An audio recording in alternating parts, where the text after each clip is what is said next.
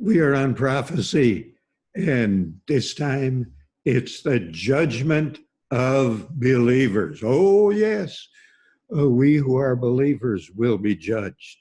You need to lay aside the idea of a general judgment.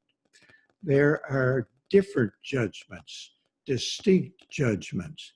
And when you go to Matthew 25, starting with verse 31, that sheep and goat judgment, where you separate the sheep from the goats, where Jesus is talking about that in the Olivet Discourse. That's not the judgment of individuals. It says, read it there, it's the nations that appear before him. And the nations are being and will be judged on the basis of how they treat the Jewish people. So that's out of the way. The judgment of believers is in 2 Corinthians 5:10. We all must appear before the judgment seat of Christ to receive the things done in the body.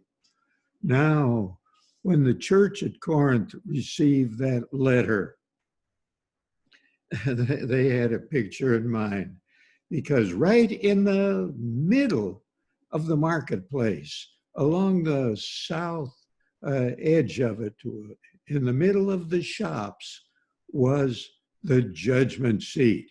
Oh, yes, it was not in a courthouse. It was outside, so everybody could see and everybody could hear.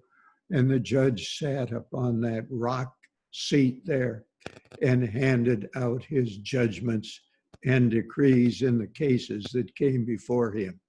So all Paul, thinking about that, having been there to Corinth, of course, and here was a judgment seat, and now the believers are going to be judged, just like there was a judgment seat in Corinth for the cases that came up.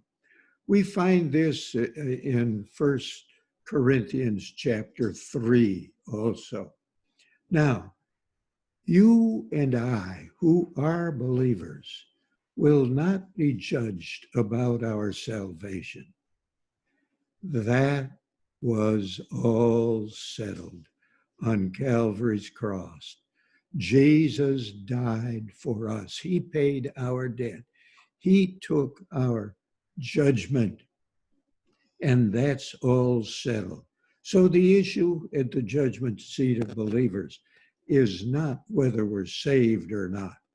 That was settled at Calvary and confirmed at the time when we were born again and became children of God.